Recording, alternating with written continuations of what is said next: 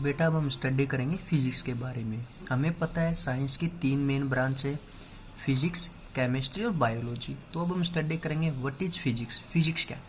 बेटा आपके सामने एक टेक्स्ट दिखाई दे रहा है। ये जो टेक्स्ट है ये 15th सेंचुरी का ग्रीक लैंग्वेज का एक टेक्स्ट है। ठीक है, इस टेक्स्ट को बेटा उस ग्रीक लैंग्वेज में बोला जाता है फ्यूजेज। इस टेक्स्ट को ग्रीक लैंग्वेज में बोला जाता है फ्यूजेज। इस टेक्स्ट का मतलब है बेटा नेचर। और एक संस्कृत का टेक्स्ट है बेटा, संस्कृत वर्ड है भौतिकी, जिसका मतलब है स्टडी ऑफ फिजिकल वर्ड। जिसका मतलब है स्टडी ऑफ फिजिकल वर्ड। बेटा जो ये टेक्स्ट है ये आपका ग्रीक लैंग्वेज का है, जिसको बोला जाता है फ्यूजेज। और जो ये टेक्स्ट है बेटा आपका संस्कृत भाषा का टेक्स्ट है, जिसको बोला जाता है भौतिकी, जिसका मतलब स्टडी ऑफ फिजिकल वर्ड। और इस टेक्स्ट का मतलब था आपका नेचर। ऐसा कहा जाता है बेटा जो आपकी फिजिक्स ड्राइव हुई है, इन्हीं वर्ड से आपकी फिजिक्स ड्राइव हुई है, इन्हीं लेटर से आपकी फिजिक्स ड्राइव हुई है। अब हम बात करते हैं फिजिक्स होती क्या है बेटा। देखो, laws that explain the physical world या study of basic law of nature. बेटा जो नेचर और नेचर के फिनोमिना के बारे में स्टडी करना क्या कहलाता है? फिजिक्स। जो बेटा नेचर है और नेचर के जो फिनोमिना है उनके बारे में स्टडी करना क्या कहलाता है? फिजिक्स। इसको समझो बेटा। देखो, ये दिन और रात का होना, ये गर्मी ठंडी बरसात का होना, वो इंद्रधनुष का बनना, वो समुद्र में लहरों का बनना, वो ज्वालामुखी का फटना, वो तुम्हारी चाय को गर्म करना, वो तारों का ठंडा होना, ये आवाज़ जो आप मेरी सुन पा रहे हैं, ये लाइट जो आप देख पा रहे हैं, ये घर में जो पंखे चल रहे हैं, ये आपकी टीवी की स्क्रीन पर इमेज का बनना, ये सारा फिनोमिना, ये सभी फिनोमिना एक्सप्लेन हुए by physics. Means everything is explain by physics. यानी कि जो नेचर के फिनोमिना है बेटा उनको स्टडी करना क्या कहलाता है? फिजिक्स। नेचर और नेचर के फिनोमिना की स्टडी को हम क्या कहेंगे? फिजिक्स। देखो बेटा डेफिनेशन मैंने लिखी हुई है फिजिक्स की। देखो फिजिक्स क्या है? Physics is the branch of science which deal with study of nature and natural phenomena, जिसके अंदर हम स्टडी करते हैं नेचर और नेचर के फिनोमिना के बारे में, उसी को हम क्या कहेंगे बेटा? फिजिक्स। एक बार दोबारा से समझो बेटा, जो आपके सामने एक टेक्स्ट दिखाई दे रहा है ये 15th सेंचुरी का ग्रीक लैंग्वेज का एक टेक्स्ट है, जिसको ग्रीक लैंग्वेज में बोला जाता है फ्यूजेज। इसका मतलब है बेटा नेचर। और एक संस्कृत लैंग्वेज का वर्ड है भौतिकी, जिसका मतलब क्या है? Study of physical word. ऐसा कहा जाता है इन दोनों टेक्स्ट से ही आपकी फिजिक्स की डिस्कवरी हुई है। इन्हीं दोनों टेक्स्ट से ही आपकी फिजिक्स की डिस्कवरी हुई है, यानी कि इन्हीं दोनों लेटर से आपकी फिजिक्स ड्राइव होती है। हमने देखा फिजिक्स क्या है। फिजिक्स देखो बेटा, इस लेटर का मतलब क्या था? नेचर। और इस लेटर का मतलब क्या था? स्टडी ऑफ फिजिकल वर्ड, यानी कि नेचर और नेचर के फिनोमिना की स्टडी करना क्या कहलाता है? फिजिक्स। बेटा नेचर और नेचर के फिनोमिना की स्टडी को हम क्या बोलेंगे? फिजिक्स। बेटा जो आपकी फिजिक्स है वो 2 मेन प्रिंसिपल पे बेस है। उसके 2 मेन प्रिंसिपल है। फर्स्ट इज यूनिफिकेशन और second is reductionism. First is unification और सेकंड इज रिडक्शनिज्म। यूनिफिकेशन का मतलब समझो बेटा, यूनिफाई करना, मतलब कि डिफरेंट फिनोमिना को एक सिंगल लॉ के द्वारा एक्सप्लेन करना। बेटा यूनिफिकेशन का मतलब है कि डिफरेंट फिनोमिना को एक सिंगल लॉ के द्वारा एक्सप्लेन करना क्या कहलाता है? यूनिफिकेशन। समझो बेटा इसको एग्जांपल की सहायता से। देखो, apple falling, motion of moon around earth, motion of planets around sun, weightlessness in the rocket. देखो बेटा ये चारों डिफरेंट फिनोमिना है। Apple of falling, motion of moon around earth, motion of planets around sun, weightlessness in the rocket.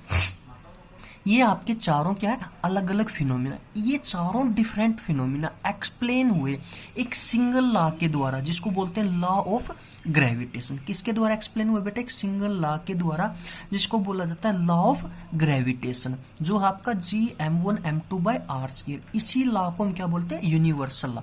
यही तो unification है, यानी कि डिफरेंट फिनोमिना को एक सिंगल लॉ के द्वारा एक्सप्लेन करना। एक अनदर एग्जाम्पल देखो बेटा इसका, Lenz line magnetism, principle of calorimeter, Kirchhoff second line electricity, Bernoulli principle in fluid. ये भी चारों के आपके डिफरेंट फिनोमिना। ये चारों फिनोमिना एक्सप्लेन हुए आपके by law of conservation of energy. By law of conservation of energy. बेटा हमारी फिजिक्स के अंदर कोशिश रहती है कि डिफरेंट फिनोमिना को एक सिंगल लॉ के द्वारा एक्सप्लेन किया जाए। डिफरेंट फिनोमिना को एक सिंगल लॉ के द्वारा एक्सप्लेन किया जाए। इसी के ऊपर एक बुक लिखी है great scientist sir Stephen Hawking ने। उन्होंने कोशिश की जो आपके सभी फिनोमिना, जो आपके सभी फिनोमिना है, जो मीन्स की जो आपकी कंप्लीट फिजिक्स है, उसको ड्राइव किया जाए एक सिंगल लॉ के द्वारा। सर स्टीफन हॉकिंग ने कोशिश की थी जो आपकी कंप्लीट फिजिक्स है, यानी कि जो सारे के सारे फिनोमिना है जो फिजिक्स के द्वारा हम ड्राइव कर रहे हैं, वो सभी फिनोमिना एक सिंगल लॉ के द्वारा ड्राइव हो। उनकी बुक का नाम था बेटा द थ्योरी ऑफ एवरीथिंग, जो 2002 में उन्होंने पब्लिश की थी। बुक का नाम था बेटा द थ्योरी ऑफ एवरीथिंग, उन्होंने 2002 में पब्लिश की थी। उन्होंने वो लॉ दिया था बेटा सेकंड लॉ ऑफ थर्मोडायनेमिक्स। वो लॉ क्या था आपका? Second law of thermodynamics. उन्होंने काफी हद तक इसके ऊपर सक्सेस भी पाई। उन्होंने कोशिश की थी कि जो आपकी कंप्लीट फिजिक्स है बेटा उसको एक्सप्लेन किया जाए एक सिंगल लॉ के द्वारा। वो सिंगल लॉ क्या था? Second law of thermodynamics. इस लॉ ने काफी हद तक कंप्लीट फिजिक्स को ड्राइव किया है। एक और ग्रेट फिजिसिस्ट थे बेटा मैक्सवेल, जिनको जाना जाता है उनकी 4 इक्वेशन की वजह से। उनकी ये 4 इक्वेशन बड़ी फेमस इक्वेशन है। इन सभी इक्वेशन को आप +2 क्लास के अंदर और ग्रेजुएशन के अंदर अच्छे से स्टडी करोगे। देखो इनकी 4 इक्वेशन क्या थी बेटा? Gauss line electrostatics, Gauss line magnetism, Faraday law of EMI, ampere Maxwell law. In 4 equation ने बेटा, जो मैक्सवेल की 4 इक्वेशन थी, इन 4 इक्वेशंस ने फिजिक्स की काफी सारी ब्रांच को एक्सप्लेन किया। इन्हीं 4 इक्वेशन ने बेटा फिजिक्स की काफी सारी ब्रांच को एक्सप्लेन किया।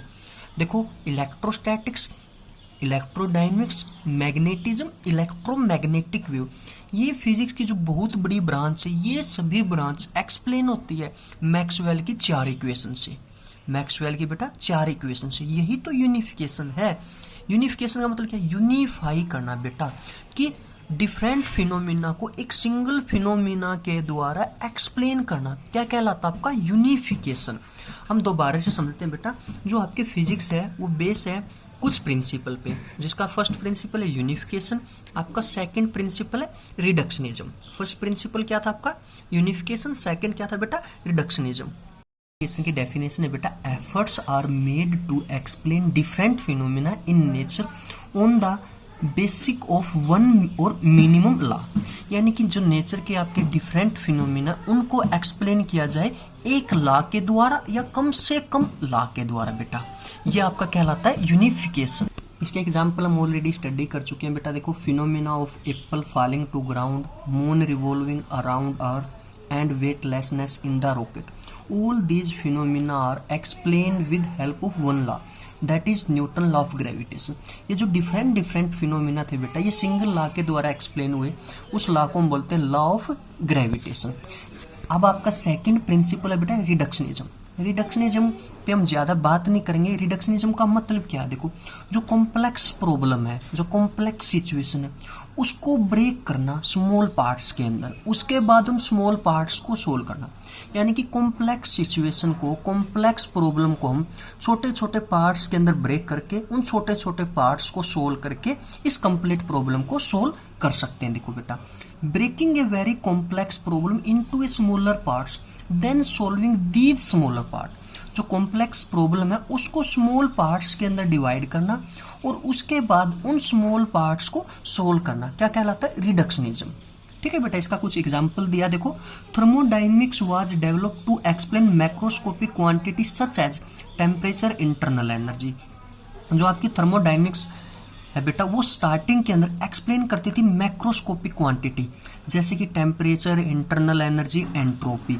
लेकिन बाद में थर्मोडायनेमिक्स के द्वारा ही एक्सप्लेन की गई माइक्रोस्कोपिक प्रॉपर्टी, जैसे कि kinetics theory, statistical mechanics, kinetics theory of gas. यानी कि देखो सबसे पहले मान के चलो हम टेम्परेचर का केस लेते हैं। टेम्परेचर का केस में हम सबसे पहले उसको मैक्रोस्कोपिक लेवल पे स्टडी करेंगे बेटा, उसके बाद उसको माइक्रोस्कोपिक लेवल पे स्टडी करते हैं। ये आपका क्या कहलाता है? रिडक्शनिज्म। रिडक्शनिज्म का मतलब क्या बेटा? कॉम्प्लेक्स प्रॉब्लम को स्मॉलर पार्ट्स के अंदर डिवाइड करना और उसके बाद उन स्मॉलर पार्ट्स को सोल्व करना, क्या कहलाता है? रिडक्शनिज्म। ये बेटा आपके 2 मेन प्रिंसिपल थे फिजिक्स के, जिन पे आपकी फिजिक्स काम करती है।